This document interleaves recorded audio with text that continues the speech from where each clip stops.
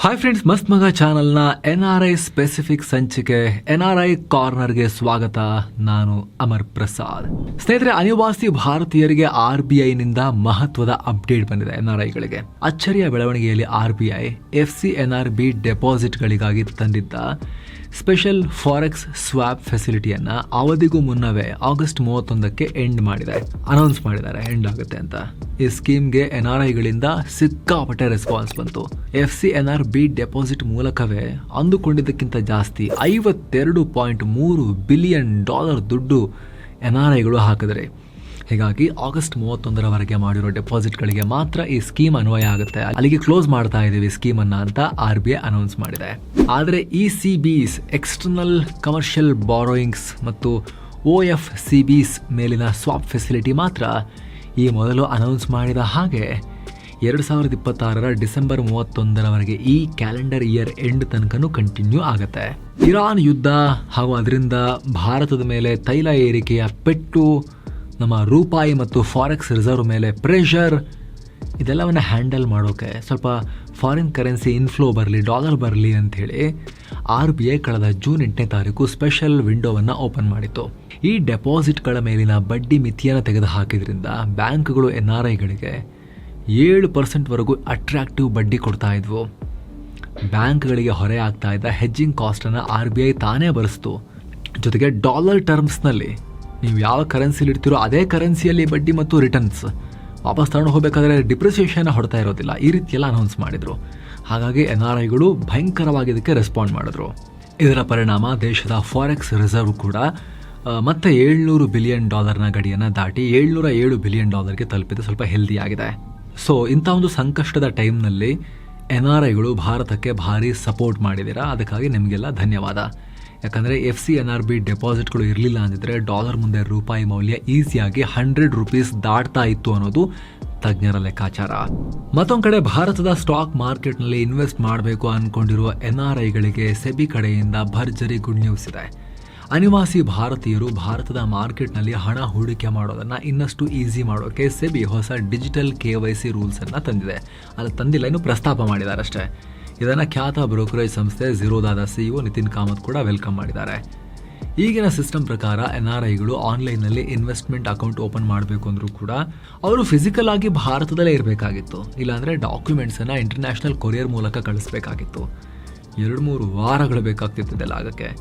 ಆದರೆ ಸೆಬಿಯ ಹೊಸ ರೂಲ್ಸ್ ಬಂದರೆ ಇನ್ನು ಮುಂದೆ NRI ಹಾಗೂ OCIಗಳು, ಓವರ್ಸೀಸ್ ಸಿಟಿಸನ್ಸ್ ಆಫ್ ಇಂಡಿಯಾ, ತಾವು ನೆಲೆಸಿರೋ ಕಂಟ್ರಿಯಿಂದಲೇ ತಮ್ಮ ಪ್ಯಾನ್ ಕಾರ್ಡ್, ಡಿಜಿಲಾಕರ್ ID ಮತ್ತು ಎಲೆಕ್ಟ್ರಾನಿಕ್ ಸಿಗ್ನೇಚರ್ ಬಳಸಿ ಕಂಪ್ಲೀಟ್ ಆನ್ಲೈನಲ್ಲೇ ಅಕೌಂಟ್ ಓಪನ್ ಮಾಡ್ಬೋದು.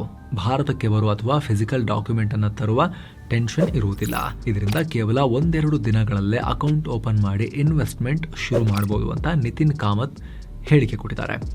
NRIಗಳ ಬಳಿ ಸಾಕಷ್ಟು ಬಂಡವಾಳ ಇರುತ್ತೆ. ಈ ರೀತಿ ರೂಲ್ಸ್ ಸಿಂಪಲ್ ಮಾಡಿದ್ರೆ ಭಾರತದ ಮಾರ್ಕೆಟ್ಗೆ ದೊಡ್ಡ ಮಟ್ಟದಲ್ಲಿ ಅವರು ಇನ್ವೆಸ್ಟ್ ಮಾಡೋಕೆ ಆಪ್ಷನ್ ಓಪನ್ ಆಗುತ್ತೆ ಅಂತ ಹೇಳಿದ್ದಾರೆ. ಏನು ವಿದೇಶದಲ್ಲಿ ಆಸ್ತಿ ಅಥವಾ ಆದಾಯ ಹೊಂದಿದ್ದು ಅದನ್ನು IT ರಿಟರ್ನ್ಸ್ನಲ್ಲಿ ತೋರಿಸದ NRIಗಳು, ಸ್ಟೂಡೆಂಟ್ಸ್ ಹಾಗೂ ಟೆಕ್ ಉದ್ಯೋಗಿಗಳಿಗೆ ಆದಾಯ ತೆರಿಗೆ ಇಲಾಖೆ ಒಂದು ಗುಡ್ ನ್ಯೂಸ್ ಕೊಟ್ಟಿದೆ. ಈಗ IT ಇಲಾಖೆ ಫಾಸ್ಟ್ GS ಅಂದರೆ foreign assets of small taxpayers disclosure scheme ಅನ್ನೋ ಹೊಸ ವಿಂಡೋ ಓಪನ್ ಮಾಡಿದೆ. ಈ ಸ್ಕೀಮ್ ಅಡಿಯಲ್ಲಿ ಆಗಸ್ಟ್ 16ರಿಂದ ಡಿಸೆಂಬರ್ 31ರವರೆಗೆ ಈ ಹಿಂದೆ ಡಿಕ್ಲೇರ್ ಮಾಡದ ವಿದೇಶಿ ಬ್ಯಾಂಕ್ ಅಕೌಂಟ್, ಪ್ರಾಪರ್ಟಿ, ESOP ಹಾಗೂ RSUಗಳ ಬಗ್ಗೆ ಮಾಹಿತಿ ಕೊಡೋಕೆ ಒಂದು ಬಾರಿಯ ಅವಕಾಶವನ್ನು ಕಲ್ಪಿಸಲಾಗಿದೆ. ಈ ಸ್ಕೀಮ್ನಲ್ಲಿ 2 ಕ್ಯಾಟಗರಿ. ಮೊದಲನೇ ಕ್ಯಾಟಗರಿಯಲ್ಲಿ ನೀವು ಈವರೆಗೆ ಟ್ಯಾಕ್ಸ್ ಕಟ್ಟದೇ ಇರೋ ವಿದೇಶಿ ಆದಾಯ ಅಥವಾ ಆಸ್ತಿ $1 ಕೋಟಿ ಇದ್ದರೆ ಅದನ್ನು ಡಿಕ್ಲೇರ್ ಮಾಡ್ಬೋದು. ಇದಕ್ಕೆ ಶೇಕಡ 30% ಟ್ಯಾಕ್ಸ್ ಹಾಗೂ ಇನ್ನು 30% ಪೆನಾಲ್ಟಿ ಸೇರಿ 60% ಟ್ಯಾಕ್ಸ್ ಕಟ್ಟಬೇಕಾಗತ್ತೆ. ಎರಡನೇ ಕ್ಯಾಟಗರಿಯಲ್ಲಿ ನೀವು NRI ಆಗಿದ್ದಾಗ ಸಂಪಾದಿಸಿದ ಅಥವಾ ಆಲ್ರೆಡಿ ಟ್ಯಾಕ್ಸ್ ಕಟ್ಟಿ IT ರಿಟರ್ನ್ಸ್ನಲ್ಲಿ ತೋರಿಸದೇ ಇರುವ $5 ಕೋಟಿ ಆಸ್ತಿ ಇದ್ದರೆ ಅದನ್ನು ಬರೀ $1 ಲಕ್ಷ ಫೀಸ್ ಮಾತ್ರ ಕಟ್ಟಿ ಲೀಗಲ್ ಮಾಡ್ಕೋಬೋದು. ಒಂದು ವೇಳೆ ನೀವು ಈ ಅವಕಾಶವನ್ನು ಬಳಸಿಕೊಳ್ಳದೆ ಮುಂದೆ ಸಿಕ್ಕಿಬಿದ್ರೆ ಬ್ಲ್ಯಾಕ್ ಮನಿ ಆ್ಯಕ್ಟ್ ಅಡಿಯಲ್ಲಿ 120% ದಂಡದೊಂದಿಗೆ ಜೈಲು ಶಿಕ್ಷೆ ಕೂಡ ಅನುಭವಿಸಬೇಕಾಗಿ ಬರಬಹುದು ಅಂತ IT ಇಲಾಖೆ ಎಚ್ಚರಿಕೆ ಕೊಟ್ಟಿದೆ. ಈ ಆಫರ್ಗೆ ಡಿಸೆಂಬರ್ 31 ಲಾಸ್ಟ್ ಡೇಟ್. ಇನ್ನು ಅಮೆರಿಕಾಗೆ ಹೋಗಬೇಕು ಅಂತಿರೋ ಭಾರತೀಯ ಪೇರೆಂಟ್ಸ್ಗೆ US ಎಂಬೆಸಿ ಒಂದು ಇಂಪಾರ್ಟೆಂಟ್ ಅಪ್ಡೇಟ್ ಕೊಟ್ಟಿದೆ. ನೀವೇನಾದ್ರೂ ಫ್ಯಾಮಿಲಿ ಸಮೇತ ಅಮೆರಿಕ ವೀಸಾಗೆ ಅರ್ಜಿ ಹಾಕಿದ್ರೆ ಇಂಟರ್ವ್ಯೂ ದಿನ ಎಷ್ಟೇ ಚಿಕ್ಕ ವಯಸ್ಸಿನ ಮಕ್ಕಳಾಗಿದ್ರು ಕೂಡ ಅವ್ರನ್ನ ಕಡ್ಡಾಯವಾಗಿ ಎಂಬೆಸಿಗೆ ಕರ್ಕೊಂಡು ಹೋಗಲೇಬೇಕು. ಸಾಮಾನ್ಯವಾಗಿ ಪೇರೆಂಟ್ಸ್ ತೀರಾ ಚಿಕ್ಕ ಮಕ್ಕಳಿಗೆ ಯಾಕೆ ಅಂತ ಇಂಟರ್ವ್ಯೂಗೆ ಕರ್ಕೊಂಡು ಹೋಗ್ತಾ ಇರಲಿಲ್ಲ. ಆದ್ರೆ ಈಗ ರೂಲ್ಸ್ ಬಗ್ಗೆ ಸ್ಪಷ್ಟನೆ ಕೊಟ್ಟಿರೋ ಅಮೆರಿಕನ್ ಎಂಬೆಸಿ ಅಪಾಯಿಂಟ್ಮೆಂಟ್ ದಿನ ಮಕ್ಕಳ ಹಾಜರಾತಿ ಮಸ್ಟ್ ಅಂಡ್ ಶುಡ್ ಅಂತ ಹೇಳಿದೆ. ಹೀಗಾಗಿ ಮುಂದಿನ ದಿನಗಳಲ್ಲಿ ವೀಸಾ ಇಂಟರ್ವ್ಯೂಗೆ ಹೋಗೋರು ಈ ರೂಲ್ಸ್ ಅನ್ನ ಮೈಂಡಲ್ಲಿ ಇಟ್ಕೋಬೇಕಾಗತ್ತೆ. ಏನೋ ಗ್ರೀನ್ ಕಾರ್ಡ್ಗೆ ಕಾಯ್ತಿರೋರಿಗೆ ಇನ್ನು ಮುಂದೆ ಮತ್ತೊಂದು ಕಠಿಣ ಪರೀಕ್ಷೆ ಎದುರಾಗಲಿದೆ. ಬರುವ ಸೆಪ್ಟೆಂಬರ್ 18ರಿಂದ ಗ್ರೀನ್ ಕಾರ್ಡ್ ಅರ್ಜಿದಾರರ ಮೇಲೆ ಪಬ್ಲಿಕ್ ಚಾರ್ಜ್ ನಿಯಮದಡಿ ಕಟ್ಟುನಿಟ್ಟಾಗಿ ಪರಿಶೀಲನೆ ನಡೆಯುತ್ತೆ. ಅಂದರೆ ನೀವು ಅಮೆರಿಕಾಗೆ ಹೋದ ಮೇಲೆ ಅಲ್ಲಿನ ಸರ್ಕಾರದ ಹಣಕಾಸು ನೆರವು, ಸಬ್ಸಿಡಿ ಅಥವಾ ಸರ್ಕಾರಿ ಸೌಲಭ್ಯಗಳ ಮೇಲೆ ಡಿಪೆಂಡ್ ಆಗ್ತೀರಾ ಅನ್ನೋದನ್ನ ಅಧಿಕಾರಿಗಳು ಸೂಕ್ಷ್ಮವಾಗಿ ಚೆಕ್ ಮಾಡ್ತಾರೆ. ನೀವು ಸರ್ಕಾರಕ್ಕೆ ಹೊರೆ ಆಗ್ತೀರಾ ಟ್ಯಾಕ್ಸ್ ಪೇಯರ್ ಮೇಲೆ ಅಮೆರಿಕದಲ್ಲಿ ಅಂತ ಸಣ್ಣ ಡೌಟ್ ಬಂದರೂ ಕೂಡ ನಿಮ್ಮ ಗ್ರೀನ್ ಕಾರ್ಡ್ ಅರ್ಜಿಯನ್ನು ರಿಜೆಕ್ಟ್ ಮಾಡೋ ಚಾನ್ಸಸ್ ಇರುತ್ತೆ. ಹೈಯರ್ ಸ್ಟಡೀಸ್ಗೋಸ್ಕರ ಅಮೆರಿಕದ ಕಡೆ ಮುಖ ಮಾಡಿರೋ ಭಾರತೀಯ ವಿದ್ಯಾರ್ಥಿಗಳಿಗೆ ಈಗ ಹೊಸದೊಂದು ವೀಸಾ ಟೆನ್ಷನ್ ಶುರುವಾಗಿದೆ. 2026ರ ಫಾಲ್ ಇಂಟೇಕ್ ಶುರುವಾಗೋಕೆ ಕೆಲವೇ ವಾರಗಳು ಬಾಕಿ ಇದ್ರೂ ಕೂಡ ಆನ್ಲೈನ್ ಪೋರ್ಟಲ್ಗಳಲ್ಲಿ ಅಮೆರಿಕದ ಸ್ಟೂಡೆಂಟ್ ವೀಸಾ ಸ್ಲಾಟ್ಗಳೇ ಸಿಗ್ತಾ ಇಲ್ಲ. ಅಮೆರಿಕದಲ್ಲಿ ಫಾಲ್ ಇಂಟೇಕ್ ಅಂದ್ರೆ ಆಗಸ್ಟ್ ಸೆಪ್ಟೆಂಬರ್ ತಿಂಗಳಲ್ಲಿ ಶುರುವಾಗೋ ಪ್ರಮುಖ ಶೈಕ್ಷಣಿಕ ವರ್ಷ. ಹೆಚ್ಚಿನ ಕೋರ್ಸ್ ಮತ್ತು ಸ್ಕಾಲರ್ಶಿಪ್ಗಳು ಇದೇ ಟೈಮ್ನಲ್ಲಿ ಸಿಗೋ ಕಾರಣ ವಿದ್ಯಾರ್ಥಿಗಳಿಗೆ ಈ ಇಂಟೇಕ್ ಅವಧಿ ಬಹಳ ಇಂಪಾರ್ಟೆಂಟ್. ಹೀಗಾಗಿ ಸ್ಲಾಟ್ ಸಿಗದೆ ವಿದ್ಯಾರ್ಥಿಗಳು ಪರದಾಡ್ತಿರೋದನ್ನ ಗಮನಿಸಿರುವ ಅಮೆರಿಕದ 30 ಸೆನೆಟರ್ಗಳು ತಮ್ಮದೇ ಸರ್ಕಾರದ ಸ್ಟೇಟ್ ಡಿಪಾರ್ಟ್ಮೆಂಟ್ಗೆ ಪತ್ರ ಬರೆದು ಆತಂಕ ವ್ಯಕ್ತಪಡಿಸಿದ್ದಾರೆ. ಏನೋ ವಿದೇಶದಲ್ಲಿ ನೆಲೆಸಿರೋ ಭಾರತೀಯರ ಮೇಲಿನ ದಾಳಿ ಪ್ರಕರಣಗಳಿಗೆ ಸಂಬಂಧಪಟ್ಟಂತೆ ಕೇಂದ್ರ ಸರ್ಕಾರ ಸಂಸತ್ನಲ್ಲಿ ಒಂದು ಆಘಾತಕಾರಿ ರಿಪೋರ್ಟ್ ಕೊಟ್ಟಿದೆ. ಕಳೆದ 5 ವರ್ಷಗಳ ಡೇಟಾ ತಗೊಂಡ್ರೆ ಅನಿವಾಸಿ ಭಾರತೀಯರ ಮೇಲೆ ಅತಿ ಹೆಚ್ಚು ದಾಳಿ ನಡೆದಿರೋದು ಅಮೆರಿಕದಲ್ಲಿ ಅಂತ ಸರ್ಕಾರ ಹೇಳಿದೆ. 2021-25ರ ಅವಧಿಯಲ್ಲಿ ಅಮೆರಿಕದಲ್ಲಿ 33 ದಾಳಿ ಪ್ರಕರಣಗಳಾಗಿದ್ದಾವೆ. ಇದರ ನೆಕ್ಸ್ಟ್ UAEನಲ್ಲಿ 32 ಕೇಸ್, UKನಲ್ಲಿ 31 ಕೇಸ್ ಹಾಗೂ ಕೆನಡಾದಲ್ಲಿ 30 ಕೇಸ್ಗಳು ದಾಖಲಾಗಿವೆ. ವಿದೇಶದಲ್ಲಿರುವ ಭಾರತೀಯರ ಭದ್ರತೆಗೆ ನಮ್ಮ ರಾಯಭಾರ ಕಚೇರಿ ಅತಿ ಹೆಚ್ಚು ಒತ್ತು ಕೊಡ್ತಾ ಇದೆ.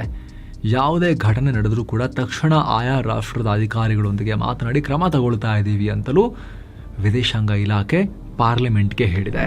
ಇನ್ನು ಮಿಡಲ್ ಈಸ್ಟ್ ಕ್ರೈಸಿಸ್ನಿಂದಾಗಿ ಕಂಗೆಟ್ಟಿರೋ ಯುನೈಟೆಡ್ ಅರಬ್ ಎಮಿರೇಟ್ಸ್ UAE ಪ್ರವಾಸಿಗರನ್ನ ಅದರಲ್ಲೂ ಕೂಡ ಇಂಡಿಯನ್ಸ್ನ ಸೆಳೆಯೋಕೆ ಆಫರ್ ಮೇಲೆ ಆಫರ್ ತರ್ತಾ ಇದ್ದಾರೆ. ಇದೀಗ ನೀವೇನಾದರೂ ಹಾಲಿಡೇ ಎಂಜಾಯ್ ಮಾಡೋಕೆ ಅಬುಧಾಬಿಗೆ ಹೋಗಬೇಕು ಅಂತ ಪ್ಲಾನ್ ಮಾಡ್ತಾ ಇದ್ರೆ ಭರ್ಜರಿ ಆಫರ್. ಭಾರತೀಯ ಪ್ರವಾಸಿಗರಿಗೆ UAE ಎಂಟ್ರಿ ವೀಸಾ ಫೀಸ್ನಲ್ಲಿ ಬರೋಬ್ಬರಿ 285 ದಿರ್ಹಮ್ ಅಂದ್ರೆ 33,000 ರೂಪಾಯಿ ಉಳಿಸೋಕೆ ಅವಕಾಶ ಸಿಕ್ಕಿದೆ. ಮೇಕ್ ಮೈ ಟ್ರಿಪ್ ಮೂಲಕ ಅಬುಧಾಬಿಯಲ್ಲಿ ಕನಿಷ್ಠ 3 ದಿನಗಳ ಕಾಲ ಹೋಟೆಲ್ ಬುಕ್ ಮಾಡಿದ್ರೆ ಅವರಿಗೆ ವೀಸಾ ಫೀಸ್ ಕಂಪ್ಲೀಟ್ ಕವರ್ ಆಗುತ್ತೆ. ಈ ಭರ್ಜರಿ ಆಫರ್ ಅನ್ನ ಖುದ್ದು ಅಬುಧಾಬಿ ಪ್ರವಾಸೋದ್ಯಮ ಇಲಾಖೆ ಹಾಗೂ ಮೇಕ್ ಮೈ ಟ್ರಿಪ್ ಸಂಸ್ಥೆ ಜಂಟಿಯಾಗಿ ನೀಡ್ತಿವೆ. ನೋಡಿ, ಸರ್ಕಾರ ಪ್ರೈವೇಟ್ ಕಂಪನಿಯೊಂದಿಗೆ ಸೇರ್ಕೊಂಡು ಆಫರ್ ಕೊಡೋದು. ಅಕ್ಟೋಬರ್ 31ರವರೆಗೆ ಈ ಆಫರ್ ವ್ಯಾಲಿಡ್ ಇರುತ್ತೆ. ಇನ್ನು ರಷ್ಯಾ ಇಂಡಿಯನ್ ವಿಜ್ಞಾನಿಗಳು, ಟೆಕ್ ಎಕ್ಸ್ಪರ್ಟ್ಸ್ ಮತ್ತು ಟಾಪ್ ಯೂನಿವರ್ಸಿಟಿ ಸ್ಟೂಡೆಂಟ್ಸ್ ಹಾಗೂ ಉದ್ಯಮಿಗಳನ್ನ ಸೆಳೆಯೋಕೆ ಹೊಸದಾಗಿ ಟ್ಯಾಲೆಂಟ್ ವೀಸಾ ಅನ್ನೋ ಸ್ಕೀಮ್ ಪರಿಚಯಿಸಿದೆ. ಈ ಹೊಸ ಮಲ್ಟಿಪಲ್ ಎಂಟ್ರಿ ವೀಸಾದಿಂದಾಗಿ ರಷ್ಯಾದಲ್ಲಿ ತಾತ್ಕಾಲಿಕ ಅಥವಾ ಕಾಯಂ ನಿವಾಸ ಪಡೆಯೋದು ತುಂಬಾ ಈಸಿ ಆಗುತ್ತೆ. ಮುಖ್ಯವಾಗಿ ವೀಸಾ ಮೂಲಕ ಹೋದರೆ ಟೆಂಪರರಿ ರೆಸಿಡೆನ್ಸಿ ಪಡೆಯೋಕೆ ಯಾವುದೇ ಕೋಟಾ ಲಿಮಿಟ್ ಇರಲ್ಲ ಹಾಗೂ ರಷ್ಯನ್ ಭಾಷೆ ಕಡ್ಡಾಯ ಅನ್ನೋ ರೂಲ್ ಕೂಡ ಅನ್ವಯ ಆಗಲ್ಲ. ಒಂದು ವೇಳೆ ಯಾರಾದರೂ ರಷ್ಯನ್ ಭಾಷೆಯ ಪರೀಕ್ಷೆನ ಕೂಡ ಪಾಸ್ ಮಾಡಿಬಿಟ್ರೆ ಅಂಥವರು ಟೆಂಪರರಿ ರೆಸಿಡೆನ್ಸಿ ಸ್ಟೆಪ್ ಅನ್ನ ಸ್ಕಿಪ್ ಮಾಡಿ ನೇರವಾಗಿ ಪರ್ಮನೆಂಟ್ ರೆಸಿಡೆನ್ಸಿ PRಗೆ ಅಪ್ಲೈ ಮಾಡಿಬಿಡ್ಬೋದು. ಸದ್ಯ ರಷ್ಯಾದಲ್ಲಿ ದೊಡ್ಡ ಮಟ್ಟದಲ್ಲಿ ಸ್ಕಿಲ್ಡ್ ವರ್ಕರ್ಸ್ ಕೊರತೆ ಇದೆ. ಅದನ್ನ ಬ್ಯಾಲೆನ್ಸ್ ಮಾಡೋಕೆ ಸರ್ಕಸ್ ಮಾಡ್ತಿದ್ದಾರೆ. ಸೊ ಸ್ನೇಹಿತರೆ, ಇದಾಗಿತ್ತು ಈ ವಾರದ NRI ಸ್ಪೆಸಿಫಿಕ್ ಸುದ್ದಿ ಸಂಚಿಕೆ NRI ಕಾರ್ನರ್. ಎಲ್ಲೇ ಇರಿ, ಚೆನ್ನಾಗಿರಿ, ಸೇಫ್ ಆಗಿರಿ, ಹೆಲ್ದಿ ಆಗಿರಿ, ಭಾರತಕ್ಕೆ ಬರ್ತಾ ಇರಿ, ಭಾರತವನ್ನ ಹೃದಯದಲ್ಲಿ ಇಟ್ಕೊಂಡಿರಿ, ಮಸ್ತ್ ಮಗ ಚಾನಲ್ ನೋಡ್ತಾ ಇರಿ. ಮತ್ತೆ ಭೇಟಿ ಆಗ್ತಿರೋಣ. ನಮಸ್ಕಾರ.